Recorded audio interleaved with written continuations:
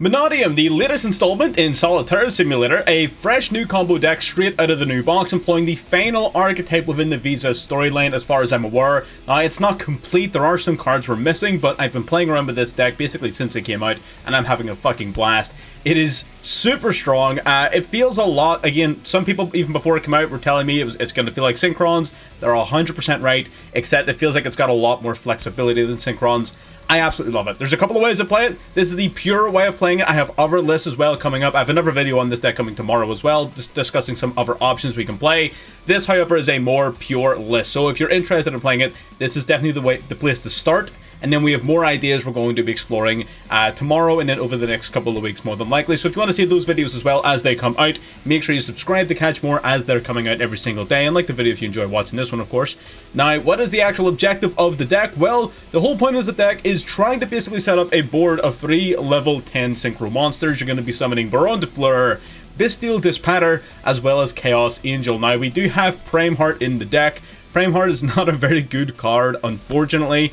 However, it does serve a very niche purpose in that this card does not need any tuners. Read the text. I didn't realize it at first either. It's 1 or more tuners plus a light monster. It doesn't have to be a non-tuner.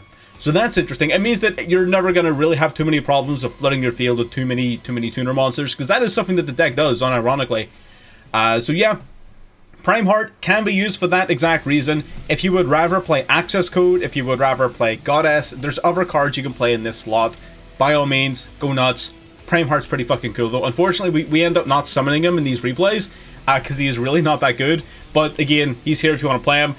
So we're going to be going a few replays. I think we've got 4 replays lined up for this deck, discussing some of the combos, some misplays and things. Again, it's brand new. I'm still learning the lines myself. You're going to see the occasional little misplay, but I think I've got it down pretty well at this stage. So if you want to learn how to play it, watching the replays is the best way to do it, because you can actually see the deck in action and hear me talking about it as it's going on. This is the best way to learn. We are going to go through the deck card for card at the end of the video, so stick around for that. If you're not sure what these cards are, what they do, if you want a more detailed breakdown, I do that at the end of the video, card for card.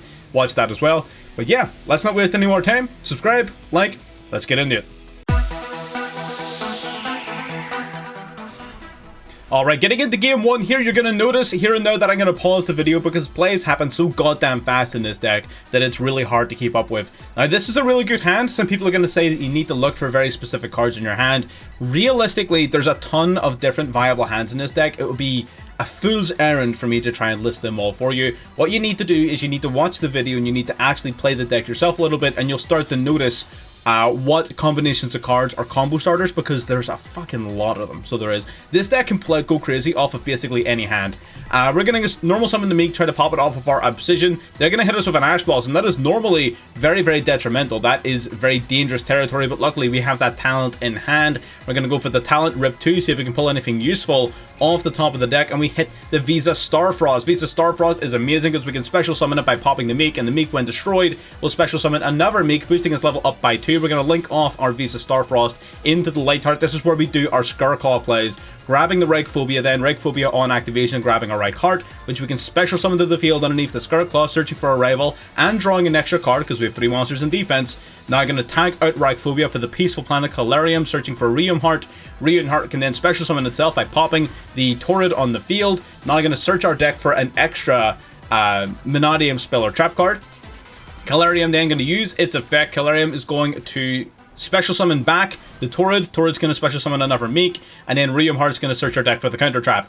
And now we're going to use these 2 to go into Cross Sheep to free up some zones. We're now going to use our 2 level 4s to go into the Axel Synchro Stardust Dragon, and this is when we start building the board. We're going to bring back a level 2 tuner. We're going to Synchro Summon now into the Bestial Dispatter. Dispatter needs a dragon, that's why the Axel's there. We're now going to Fusion Summon into the Vicious Astrolaud underneath the Cross Sheep zone to bring back a tuner from the graveyard, so we can now use it and the Astrolaud to go into Baron de Fleur. Now with Dispatter's effect, we can bring back a Banished Light or Dark. We're going to bring back the Visa Starfrost, finally Synchro Summoning into a Light and Dark empowered Chaos Angel, before lastly Link summoning off into Sprite Elf. Now this is your combo, right? That and the counter trap, of course, right? So this is the combo. You don't want to aim really for anything more than this. There's not too much else you want to stack on top of this. You can maybe go nuts to try and put up like an Apollousa, maybe, but it's totally unnecessary. This is everything you need. For the last like for the last little bit of the turn, I just click buttons. I'm just trying to like extend into something. This was still when I was learning the deck as well, so you can ignore all of this. And just up until this board was completed, that was the combo. So we wasted a little bit of resources just trying to overextend, but it is what it is. We still have our counter trap, we have Romney Negate, we have our Negate here, we have our Unaffected and Indestructible here, we have the Maxi in hand as well, we have Sprite Elf to provide targeting protection and a monster recursion on our level 2s.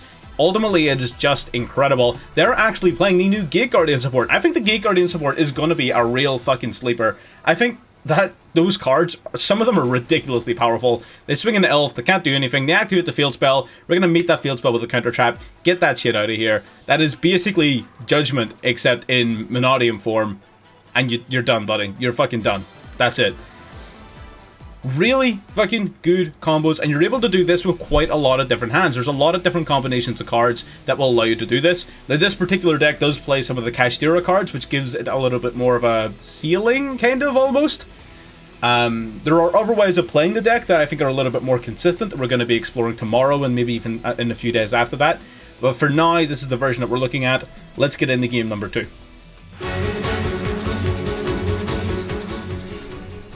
Already getting into game 2 here, losing another coin toss unfortunately and going second. We're going to hit with Pot of Prosperity here, banishing for 3, checking the top 3 of the deck, playing against Exosister. Grabbing an Imperm off the top of the deck, not the most impactful beginning here, going to set 2 and pass. Do not underestimate that. This is going to turn into a bit of a problem. They're going to go for Maxi off the rip. We, of course, have access to the Ash Blossom. We're going to negate that Maxi right away. Don't need to be putting up with that shit any longer. Now, we're going to go into main phase 1, normal summon out the Rykart. Rykart then going to get hit with an Ash Blossom. Ash Blossom really fucking sucks here. But we do decide to let it resolve, because if we activate Call by the Grave, he's just going to chain. I was worried about one of these cards being Vadis, so I was trying to play around the Vadis as much as I possibly could. I didn't really want to go for Call by if I could possibly play the game without doing it. Going for the Lightheart. Lightheart getting hit with Imperm, that sort of puts us in a really rough spot, I'm not going to lie.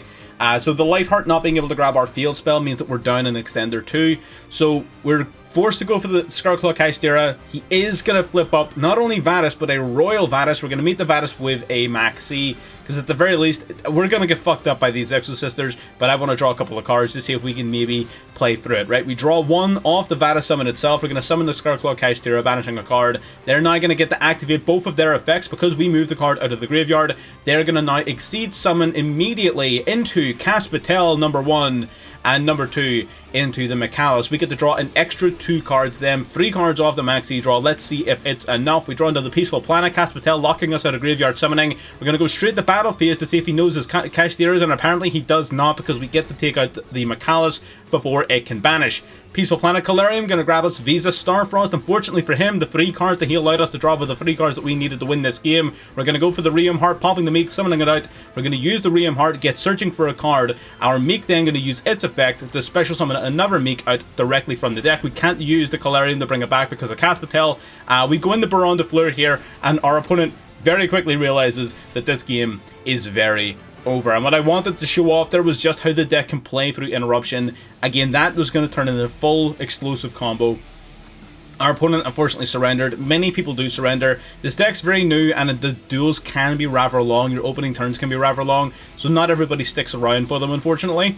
But that is an example of the deck being able to play through numerous points of interruption. Fun overall. Let's get into the next game. Alright, getting into our next game here. We are going to go main phase, finally winning a coin toss. Unfortunately, we don't have the greatest hand in the world. We're going to go Fenrir, searching another Fenrir. Normal summon the Ash, going to Synchro Summon off into Baron de Fleur. And unfortunately, we are just kind of left like that. There's not a lot that we can do with this hand. This is part of why I don't like the Kashtira engine. And I'm going to talk about replacements for that tomorrow on my next video. Because I have some cards in there that's going to really help with that particular problem. We're going to try and Ash this Pot of Extravagance. They go Call by. We're going to go Baron. As far as I can see, they've got 4 cards in hand. We might be able to get away with this if we can stop him from adding too many cards to his hand. We'll need to just wait and see if he has the out. He does have the 1 of Pressure Planet though, unfortunately. Gonna go for the Kashtira Unicorn now. Kashtira Unicorn being able to special summon itself to the field. Gonna use its effective searches deck for the Theosis.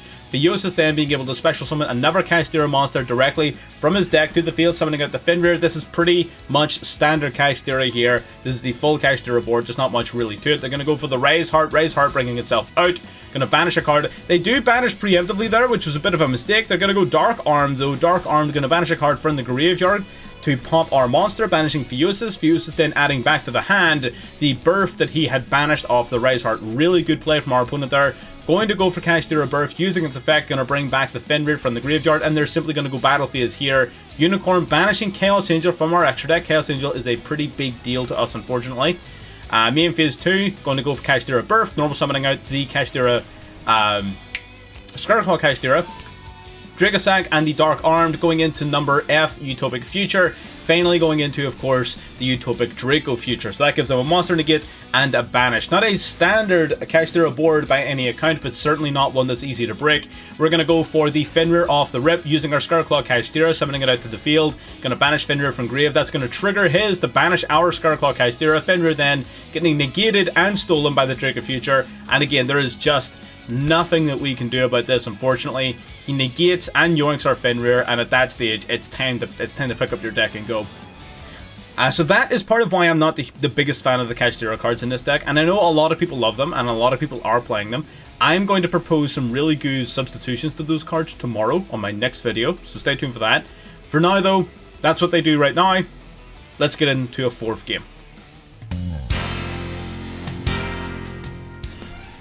Well, it wouldn't be a proper video if we didn't take some time to shit on some stun. They're going to go for Imano Iwatu off the rip, stopping us from using monster effects. Duality, going to grab them the Runic Slumber from the deck. So we're playing against Runic Stun, unfortunately one of the most universally despised decks in Master Duel, but they did recently get a bit of a hit to their power and consistency in their Runic Fountain, going to 1. Runic Slumber then going to use its effect on a Protector Imano Iwatu just to start milling cards out of my deck and drawing more from there. It's going to shuffle back 2, draw 2, end phase. Using the Fountain, they're going to try and interrupt our plays as much as they possibly can. We're simply going to have to play through it. We're going to now start off with our Primeval Planet, searching our deck for Visa Starfrost. Runic Destruction, though, is going to prevent it from resolving by destroying it before we can actually search, banishing 4 cards from the top of our deck. We're going to go Peaceful Planet Calarium now. Calarium grabbing us the Rheum Heart directly from the deck to the hand. Going to normal summon Rheum Heart, grabbing ourselves Meek from the deck. We're going to special summon the Meek using Abscission, popping the Meek to grab the Counter Trap because we already have everything else. Meek then summoning a Meek, and Calarium summoning back the Meek from the graveyard. They're going to go for Runic Tip now. Runic Tip going to search their deck for a Runic card. I can only imagine something that they need to disrupt us as much as humanly possible. Grabbing Flashing Fire, of course, the Royal Flashing Fire and Royal Runic Tip because someone doesn't have friends.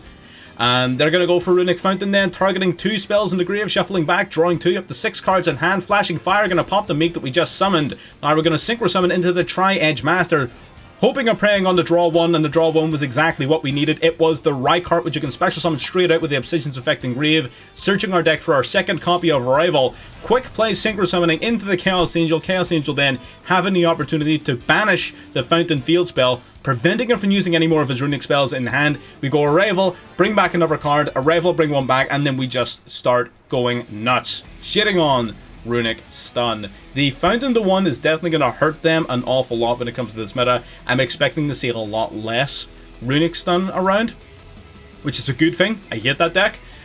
So yeah, good stuff all around. Let's talk about the actual deck. And here we have it, the completed list. This is our base MANNADIUM deck. This is the first version of it we started playing. This is how we optimized it, including, of course, the Kashtira cards and everything that people wanted to play. Do I think that this is the best way of playing it?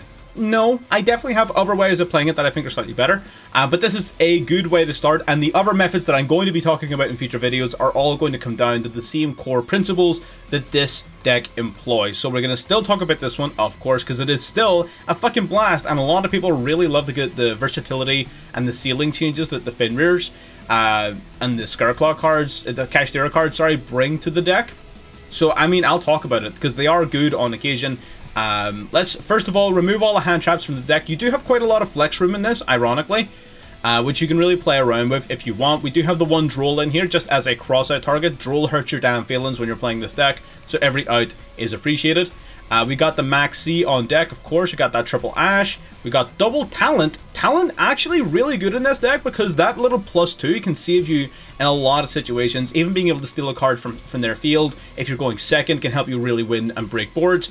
And the stealing a card from your opponent's hand, sniping one out of hand, helps you snipe out unnecessary Ash Blossoms, Imperms, things like that that would otherwise really, really hurt your turn. So Talent, I think, definitely is one of the better cards that you can play in this deck in terms of flex spots. But I'll leave that up to you. They did just make one, basically free to play in the new pack, so if you want a deck to play Talent in, if you've only got one copy from the new bundle, this is the deck to play it in. We got the double Combat the Grave and the single Crossout Designator. So this is the core of this particular list. This is all the cards that we're including. A lot of this is very consistent across not only my list but other lists. It's a fairly concise engine. There are certain things you might want to play around with. For example, I personally like Obsidian to 3. It helps you play through a little bit more, helps you play with some boards that otherwise you wouldn't be able to. So I personally would probably bump Obsidian to 3. Other than that, the rest of the deck is pretty much solid and written in stone. So let's go through the deck card for card for people who don't know what they do. Let's start with the baby MANNADIUM cards, Meek and Torrid. So the baby MANNADIUMs are pretty similar.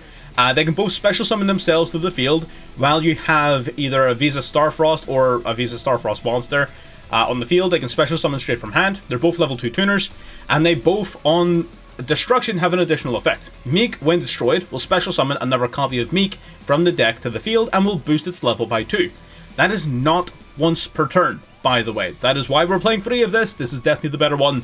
Torrid, however, takes a close second, because when this card is destroyed, you get to special summon any MANNADIUM tuner level 2, any one of the babies from the deck. But you can only do that once per turn. So we're playing 2 copies of this. Many people only play this at 1, so if you wanted to save space, you could. I don't know why you would want to do that, though, because Torrid's really good to have. Because, again, worst case scenario, like Torrid plus Obsidian gives you Meek and everything else, right? So why would you not want to play it?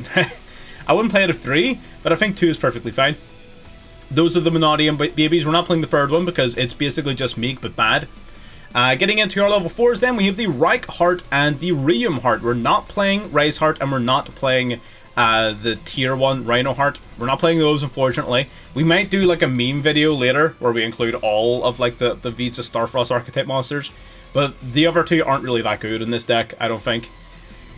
So we've got the Scarclaw Reichheart. Reichheart then, of course, can special summon itself to a zone adjacent to a Lightheart. You would think that's, sorry, adjacent to a Scarclaw. You would think that wouldn't be very applicable in this deck, considering it's like the only main deck Scarclaw other than Kashtira. But because we're playing Lightheart, and Lightheart is also accessible through Visa Starfrost, it's actually quite a useful effect. So definitely very good. On summon, it will search your deck for a Scarclaw spell or trap card and add it to hand, and if you control 3 or more defense position monsters on the field upon activating that effect, you get to draw an extra card. So a little +2, pretty handy. But even then, being able to search your deck for a rival, which we'll get to in a minute, is always very strong and is a very key part of the deck. Definitely mandatory 3 of here. Rheum Heart then is the brand new Visa Starfrost monster. This one, very strong. During the main phase, you can quick effect special summon it to the field by targeting a MANNADIUM on the field or a monster with 1500 attack or 2100 defense. I'm just going to refer to those guys as heart monsters from here on out. So you can either target a MANNADIUM or a heart monster, destroy it, special summon this. And now, of course, that triggers off your MANNADIUMs, which is the main reasoning behind that. You basically just want to pop these. But on normal or special summon, you get to add any MANNADIUM card from deck to hand. That includes monsters, spells, or traps. So this guy's extremely versatile, really good normal summon, easy to special summon later on as well. So definitely mandatory 3 of again. Visa Starfrost himself, the poster boy of the deck. Playing 2 copies of this is a level 6 tuner light monster, which is very important. It can special summon itself in the hand by targeting a monster you control with a different type and attribute to this card, destroying that monster and summoning this one. That means you're going to need to target something that isn't a heart, basically. So these guys are all warriors, making them invalid targets. You're going to need to target a MANNADIUM, a hand trap, a Kashtira monster, something else, something that is not a heart monster. Other than that, go nuts. Visa Starfrost then, of course, special summons itself out by destroying a card in the field. The rest of its text is pretty much useless, but all of the effects in the deck play around Visa Starfrost. Our rival bringing it back, these guys searching it, our field spells all search for it. It's listed on our fusions. Basically, this guy is super important to the deck. Being a level 6 tuner as well makes your level 10 plays significantly easier. So yeah, there's no real... Honestly, you could bump this guy to 3 if you really wanted to. I don't know about that. I don't know if I go that hard, Chief. But you could. You really could. If you wanted to make the deck more combo heavy and more like combo oriented and more consistent, you could drop some hand traps, maybe play additional babies and 1 additional Starfrost. But I do think at least 2 is virtually mandatory. We got the double Fenrir and the Scarclaw Kashtira. Double Fenrir, of course, really good, solid monster to just summon, and it searches your deck for the Scarclaw Kashtira, which can be a free summon, going into your Lightheart, grabbing your field spell, and doing your whole Scarclaw combo. That's basically it. That's the whole logic. Personally, not a big fan of the engine, but here it is. Some people love it. Talking about Scarclaws, we have Scarclaw Arrival, which will target a Scarclaw or Visa Starfrost in the grave, summoning it back to the field, not once per turn. It does have another effect, but it's pointless because we're not playing any big Scarclaw links. So this guy is basically a non-once per turn monster reborn, targeting not only your Rykard if you need it, which is pretty good because remember, things like your Chaos Angel only gets its full effects if you use both a light and dark for its summon, meaning Rykard is even more valuable for his attribute being a dark monster, working alongside Visa Starfrost to go easily into a light, even working alongside your Tri-Edge Master to go into your full power Chaos Angel. So being able to bring back Rykard is sick, but also being able to bring back Visa Starfrost is even better. MANNADIUM Abscission. Target a monster you control, destroy it, and add either a Peaceful Planetarium, or if you already have Peaceful Planetarium on the field, you grab a different MANNADIUM spell or trap instead. This card's pretty nuts. Many people play it at 2. I was playing it at 2 originally. I think that's, in hindsight, pretty silly. I think this unbricks a lot of hands that you otherwise would have a lot of problems with. It eats Ash if necessary. It also has a second effect where you can banish it from the graveyard to special summon a Visa Starfrost or a Heart monster directly from hand to field. That, again, unbricks so many hands where you commit your normal summon early to a play and then it ends up getting interrupted and you really need to have something on the board to continue to play. Abscission really just fills that hole. So it's a really fucking powerful card, easily searchable, but it's also a great thing to just open up with, because if you open up with it, you can search your deck for the counter trap. You can even, if you really wanted to, put in MANNADIUM Imaginings, which is a really solid card as well. I actually do play this in my other versions. This version not so much because of the Kashtira stuff, but you could totally play that too. This card is just fucking insane. I love it so much. We got the Primitive Planet. You don't have to play 2 of this card. I think 2 gives you decent follow-up, and it also, again, is one of those cards you don't really mind seeing in your opening hands. You could definitely play this at 1, though, if you really wanted to. I have the 2, so I'm playing it at 2, but you could get away with playing this at 1. Basically, on activation, search your deck for a Scarclaw monster or Visa Starfrost, which is just a very consistent theme, so you want access to is all of these cards. It is searchable from your deck off of the Scarclaw Lightheart. Yeah, just generally a fantastic card. It also allows you to pop a monster your opponent controls if there are 3 or more defense position monsters on the board, which is very easy to facilitate. So yeah, popping a card and searching is dope. The Primeval Planet, our different field spell, this is the tier limit one. Only searching for Visa Starfrost with this card is pretty straightforward. We just want more copies of this guy. You could just replace this with you could just replace this with another Visa Starfrost if you want to. Nothing's stopping you. You could. I'm not stopping you. Pressure Planet. Pressure Planet searches a Kashtira monster and adds it to your hand. Searching for Fenrir or the Scarclaw Kashtira. Of course, again, just trying to maximize on the number of cards we can get access to. We have then our Peaceful Planetarium, the MANNADIUM field spell, which is the one that we actually play 3 of. This card will grab either a MANNADIUM monster or a Visa Starfrost from deck. Also, if a tuner on your field is destroyed, you get to resummon the tuner back from the graveyard. That is pretty fucking nuts. Really solid card. Definitely the best of the field spells in my opinion. Reichphobia being a close second. And lastly, we have the MANNADIUM Reframing. Basically is an Omni Negate on a counter trap as long as you control a Synchro monster. And if you have Visa Starfrost or a Heart monster on field or in grave, you also destroy the negated card. It can also banish itself from grave to shuffle back 3 MANNADIUM monsters from the grave, which is really good to continue to recycle the effects of the likes of MANNADIUM Meek. But yeah, in general, really solid card. Some people not playing this, which I find interesting considering how fucking brutal it is. But yeah, really good card. Getting into the extra deck, we have Vicious Astrolabe. This is one of the new key cards. It's a really powerful card in general. A lot of people are really tempted to play this at 3, and I don't fucking blame them. This card is nuts. So, how do you summon it? You can basically just special summon it from your extra deck for free by banishing Visa Starfrost and a Heart monster from your field or graveyard, which is just nuts by itself. 3k attack and defense, level 8 dark monster. Again, really good stat line, really good level as well for synchro climbing, which is what you normally use it for. You normally want to summon this card out and then use it with one of your level 2 tuners to go into another level 10 synchro. Do some fuck shit with it alongside our cross sheep, which is nuts. And also on summon, it has the ability to target a monster, another monster in the field, destroy it, and then this card gains attack equal to half of that monster's highest stat between attack or defense. Excellent card for pressing for lethal. Free poppage, free summon. What's not to love, right? The card is fucking insane. We got the Tri-Edge Master. Tri-Edge Master basically is a level 6 light warrior synchro monster, and on summon will draw you a card. It's just Stardust Charge Warrior, except light. That's it. And that can be pretty important to work alongside your Rykart to go into a Chaos Angel, so it's not as if it doesn't come up. But if you don't have this card, just play Charge Warrior. Play something else. Play Coral Dragon, for fuck's sake. Right? There's so many other cards to play in this spot. It's unreal. You do you, right? Axel Synchro Stardust Dragon is pretty important. You kind of need to have it if you plan on playing the Bestial Dispatter. If you don't plan on playing Dispatter, you can just get rid of this card, I guess. You can put, like, I don't know, the Savage Dragon, Chaos Ruler, something else in this spot. But if you want to play Dispatter, you have to play the Axel Synchro Stardust Dragon, because on summon, this guy brings back a level 2 or lower tuner from the grave and resummons it. It's really, really sick. That gives you free access to your Bestial Dispatter. Before him, though, we have Baron de Fleur. Once while face up, Omni Negate, level 10. It's that simple, right? Everyone knows Baron de Fleur at this stage.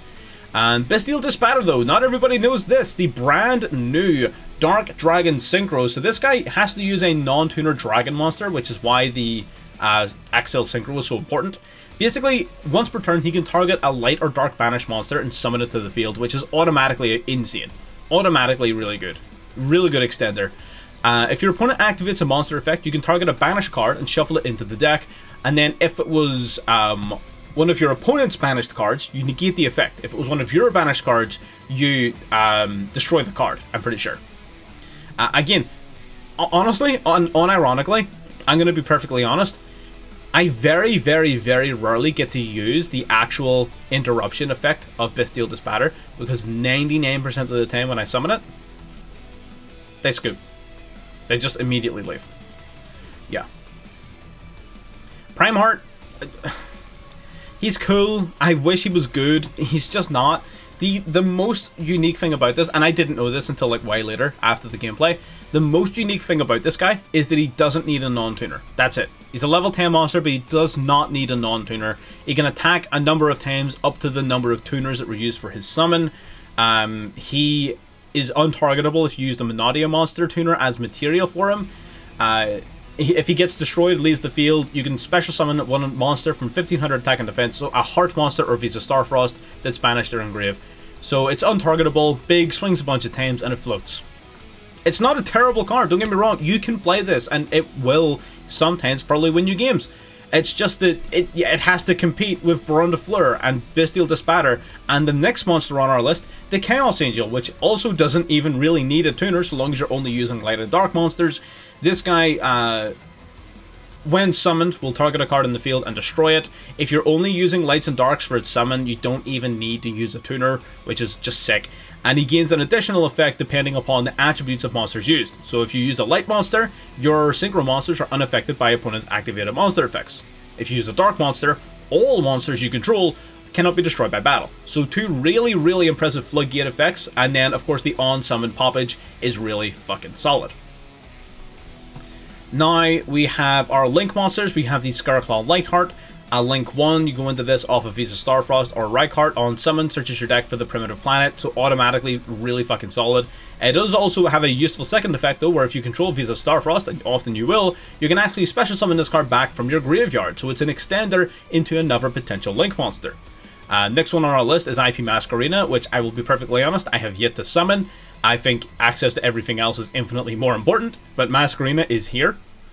We have Cross Sheep, which is actually a pretty core part of the deck, because basically if you special summon your Astrolabe to a zone that it points to, it will be able to special summon a monster from your graveyard. And it has a bunch of other text on it. Ignore most of this text, it's useless. The only thing that matters is that if you special summon a fusion monster to one of the zones it points to, like your Astrolabe, you will be able to resurrect a monster from the grave, being a level 2 tuner, being a level 4 non-tuner, whatever. Sprite Elf makes anything a points to untargetable, brings back a level 2 tuner once per turn. Again, really ridiculously solid card, super easy to summon because of Cross Shape. Why wouldn't you play it, right? Making your Disbatter and your Baron de Fleur, or even maybe your Chaos Angel untargetable, means that Imperm can't shut you down, things like that. Why not, right? Unicorn. Unicorn has unironically saved me at times. There's been some boards where, like, if I send a monster to my opponent's graveyard, it's going to be a real issue. And Unicorn really helps me out in a lot of those situations. Like, if you're talking about a Mirror Jade, if you're talking about, like, a Pearly card, whatever, Unicorn helps out a fucking ton in those types of situations. So I definitely think at least one copy of Unicorn, I think, is pretty fucking important. And lastly, Apollousa. A generic sort of Link monster. You can whack a whole bunch of monsters into this, give it a bunch of negates. It's usually a decently solid part of your end board. If you can extend into this card, by all means, fucking go for it. Some people target this card as part of their end board. I prefer landing on the synchro monsters instead, but you can totally like target this card to have like 3200 attack and have like 4 monster negates, which is pretty good. But yeah, that's the whole deck. That is the basis of it. We will be discussing more iterations of this deck as time goes on, but most of them will come back down to this basic recipe and game plan. So if you get any suggestions, any questions, anything like that, of course you can leave them in the comments below. If you want to see other videos that we're making, you can see the link up above me or the ones that are on the screen over there somewhere. Go for it, subscribe, like the video, and I'll see you next time. Bye bye.